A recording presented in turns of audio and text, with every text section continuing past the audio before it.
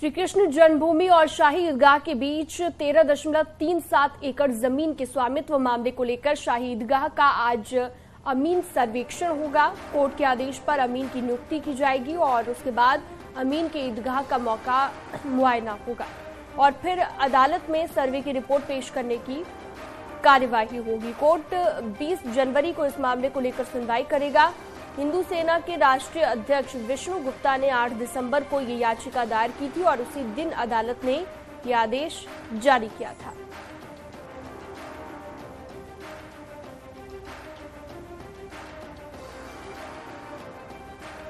माननीय न्यायालय ने जो आदेश किया था सरकारी अमीन भेजकर मौका मुआयना करके सर्वे करने के लिए, अब उसका हिंदू महासभा बहुत तहे दिल से स्वागत करती है। वो माननीय न्यायालय का सराहनीय फैसला है। और जो मुस्लिम पक्ष के जो ईदगाह के जो अध्यक्ष हैं डॉक्टर हसन साहब, उन्होंने कहा था कि न्यायालय के बाहर भी समझौता हो सकता है।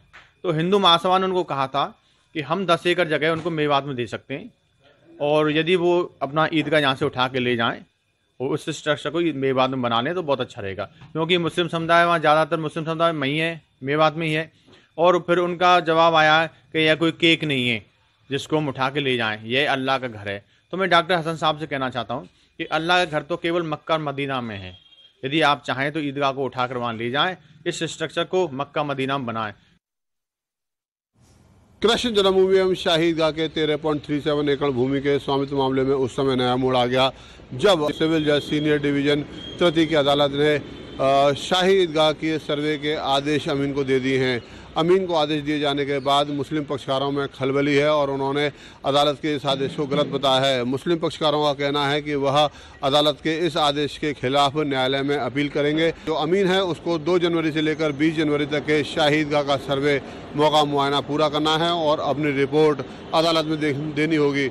लिहाजा अब देखना होगा कि अमीन कब से शाही ईदगाह के सर्वे को शुरू करते हैं और न्यायालय में कब अपनी रिपोर्ट पेश करते हैं। Nitin Gautam, news 18 Mathura.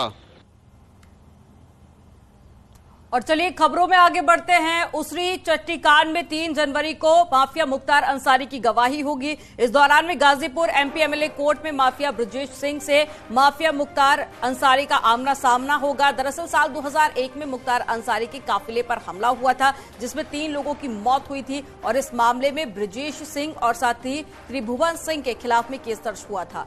Mafia don Mukhtar Ansari वादी है तो वहीं इलाहाबाद हाई कोर्ट से ब्रजेश सिंह को जमानत मिल चुकी है। तो एक बार फिर से इस पूरे मामले पर गवाही के लिए मुख्तार को गाजीपुर एमपी एमएलए कोर्ट में पेश किया जाएगा, जहां इस मामले में आरोपी ब्रजेश सिंह से उसका आमना सामना होगा।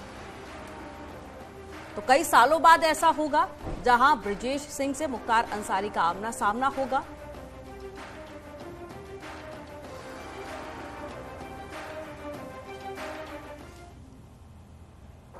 और चलिए एक बड़ी खबर, बड़ी जानकारी आपको मेरठ से दे देते हैं। बाबा मनोहर नाथ मंदिर पर पथराव हुआ है। पथराव में कई लोग घायल हुए हैं।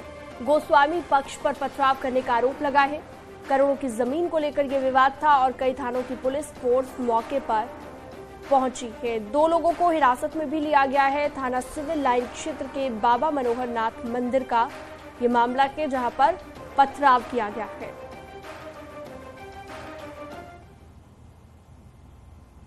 और ग्रेटर नोएडा में पुलिस मुठभेड़ में 1 लाख का इनामी बदमाश कपिल ढेर हो गया है। इनामी बदमाश कपिल बागपत का रहने वाला है और साथ ही आपको बता दें कि एसटीएफ और नोएडा पुलिस से उसकी मुठभेड़ हुई थी। इनामी बदमाश कपिल बसी शार्प शूटर है और वो डबल मर्डर का आरोपी है। उसके पास से पिस्टल भी बरामद हुई है।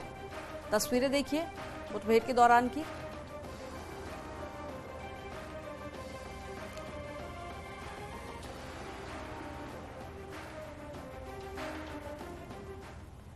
आगे बढ़ते हैं। बरेली में मुठभेड़ में 25,000 के इनामी मीट तस्कर को गोली लगी थी और इसके बाद पुलिस ने उसे गिरफ्तार कर लिया, जबकि उसका साथी मौके से भाग गया। बदमाशों की गोली लगने से एक सिपाही भी जख्मी हुआ है। दोनों को इलाज के लिए जिला अस्पताल भर्ती कराया गया। थाना भूजीपुरा पुलिस की गश्त के दौरान जंगल में बदमाशों से मुठभेड़ हुई। अपराधी मुख्तार 25,000 का इनामी है और इज्जत नगर भूजीपुरा से गोकशी में ये वांटेड है।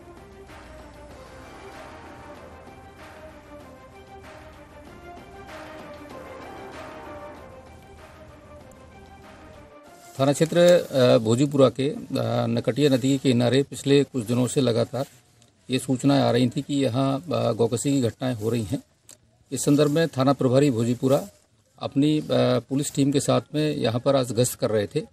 गश्त के दौरान ही इनकी बदमाशों से मुठभेड़ हो गई है, जिसमें एक्सचेंज ऑफ फायर में एक बदमाश घायल हुआ है, उसके दाहिने पैर में गोली लगी है। उसके पास से एक कंटीमेट पिस्टल और कुछ कार्टिजेस बरामद हुए हैं।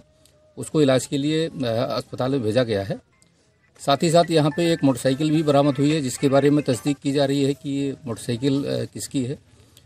जो घायल अभियुक्त है उसका नाम मुख्तार, जो अंबरपुर थाना भोजीपुरा का ही रहने वाला है। और चलिए अब बात करते हैं हाथरस की, जहां बोलेरो गाड़ी और खड़े ट्रैक्टर से आमने सामने टक्कर हो गई। इस हादसे में बोलेरो सवार 3 लोगों की मौके पर ही मौत हो गई, जबकि 3 लोग गंभीर रूप से घायल बताए जा रहे हैं। मौके पर पहुंची पुलिस ने सभी घायलों को जिला अस्पताल में भर्ती कराया, जहां हालत गंभीर होने के चलते डॉक्टरों ने उन्हें अलीगढ़ मेडिकल कॉलेज रेफर कर दिया। पुलिस ने शवों को कब्जे में लेकर पोस्टमार्टम के लिए भी भेज दिया है। बताया जा रहा है कि ये लोग वृंदावन बांके बिहारी के दर्शन करके लौट रहे थे, तभी मथुरा बरेली मार्ग पर यह हादसा हुआ। इस पूरे हादसे में 3 लोगों की मौके पर ही मौत हो गई थी। बाकी लोग गंभीर रूप से घायल बताए जा रहे थे, जिन्हें अस्पताल में भर्ती कराया गया, जहां उनका इलाज जारी है। मोटसान वाले मार्ग पे एक बोलेरो और ट्रैक्टर में टक्कर हो गई है और उसमें तकरीबन 6 लोग बोलेरो में सवार थे। उसमें से 3 लोग जो थे वो इंजर्ड होके आए और 3 लोग मृत थे। तो 3 जो इंजर्ड थे उनको मेडिकल कॉलेज अलीगढ़ के लिए रेफर कर दिया गया है और जो डेथ हो गई है उनको पहचान हो गई है, तो उनके घर वालों को इन्फॉर्म किया गया है और उनमें से कुछ लोग आ भी गए हैं। हादसा कैसे हुआ, कुछ जानकारी मिली? जी हाँ, अभी तो देखिए वो पूरा वेरीफाई किया जा रहा है, चेक हो रहा है। बस अभी यही जानकारी है कि वृंदावन से कुछ लोग आ रहे थे और दूसरी ओर से ट्रैक्टर जा रहा था, तो संभवतः फॉग है, इसी कारण से थोड़ा सा कुछ दुर्घटना हुई।